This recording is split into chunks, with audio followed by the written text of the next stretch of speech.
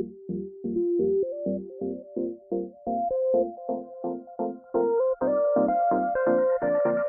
everybody, JoPaddy here.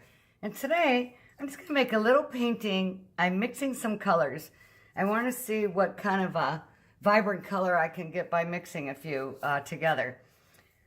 First of all, I wanted to start off by just making a background, all the whole background in this pearl white. I've never used this metallic pearl white before. It says superior coverage, whatever, but it's by Folk Art, and I do like Folk Art. But the pearl white actually is kind of like, almost has a cream colored look to it. But I'm going to put that on here in the background and just smear that all over the board, almost as if it were a negative space. I'm just going to put that on here. And I'm going to use my airbrush with the water in it to spread it around a little bit. I have a portable airbrush container here that I use, my little Propel.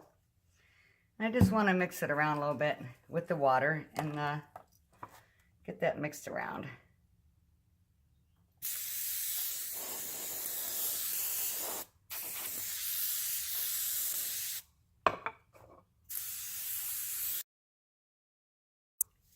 Okay, I also want to tell everybody I have absolutely no silicone in any of my paints.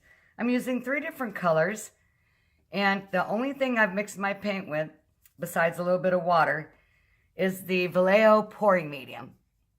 I have 3 different types of Vallejo pouring medium, and I'm just using the regular pouring medium, but I've mixed it with a little bit of water. The bottle kind of looks like that. And that is the only thing that I mixed the paint with. I want it kind of watery right here because I do want it to spread out a little bit. I get a different look when I use water.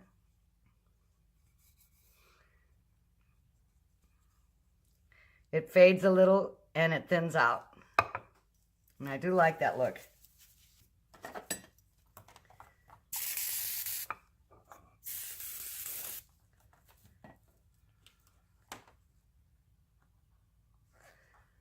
And I'm going to save some of that white in case I want, or some of that metallic pearl white, so I can mix it in later. Maybe I want to do like a ribbon or something on the pour. So I'm not really sure what I'm doing yet. I usually have a plan when I paint something, but today I'm just testing colors.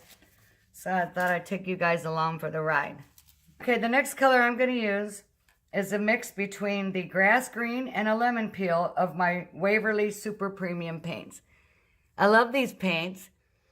They're a little bit thicker than some of the other fluid paints, and they do have a little bit more of an odor to them. But you know what? I love these. They're very smooth. And let's pour that on here and try to figure out if I want to use my, let's just test this out with this first and see what I can get on there instead of just flipping it all over.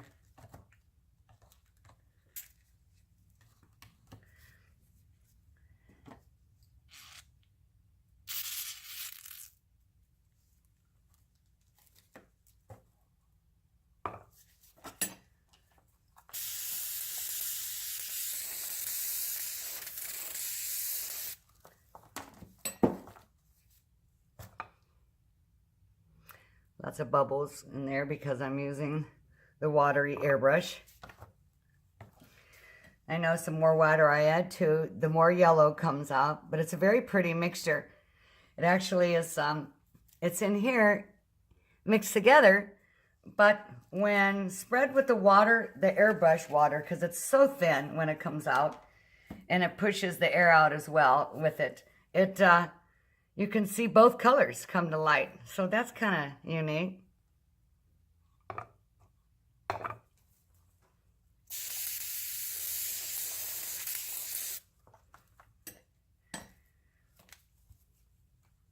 It's actually kind of pretty. All right. I could use that as a background, as like almost like a little sunset here with some trees growing up this way.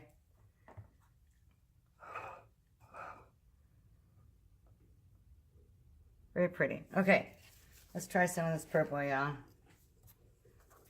Okay, the purple is also two different mixtures. I used this airbrush grape pearl gloss. I love that. I get that at Menards or Home Depot, and it's in a little tester kit. It even says testers on the top of the bottle there. And I mixed that with my Ultramarine Violet by Goldens. This is a lot thicker. The airbrush is transparent. So I mixed those two up together with my Vallejo pouring medium. And it is the most beautiful purple. It's the most beautiful purple I've seen. Really dark and deep. Oh, I also wanted to tell you that I put just a splash of a primary element purple in here. And that's where I think we're getting the little bit of opalescent look is from the primary elements.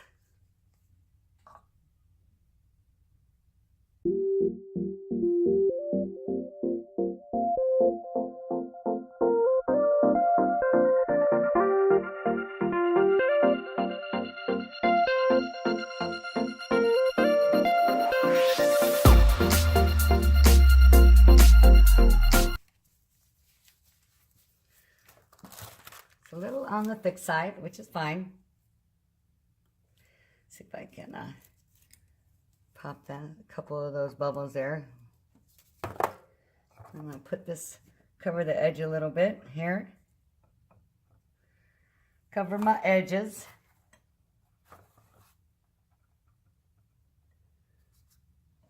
I don't want to tip it and tilt it too much because I get too much of a swirly look, and I don't want that. Since I put a lot of water in here, it'll dry nicely without having any cracks and stuff like that. So, because also I put this on wood, so this is wood and not a canvas. So paint dries a lot better and faster when it's on wood versus canvas.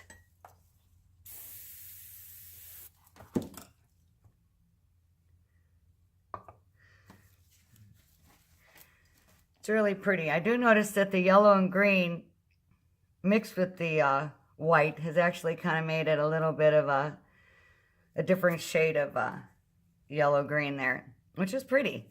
I do like the way that looks. Let's see, I don't want my comb. I use my rake brush. This is called a rake brush.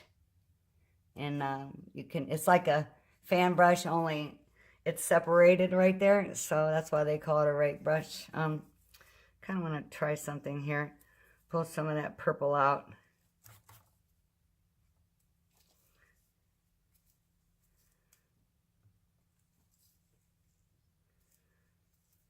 Here too.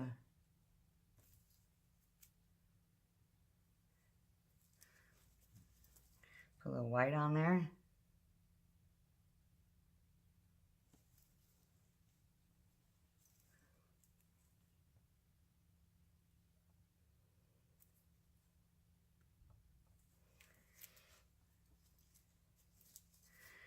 I'm going to blend it a little bit. I'm not adding water at this point, you guys. This is just a little air. Just trying to blend it a little.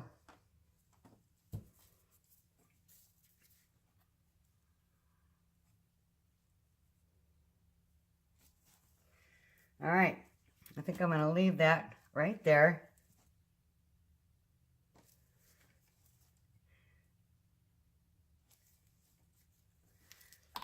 And check on that when it's dry. Let me bring you up here. It's pretty.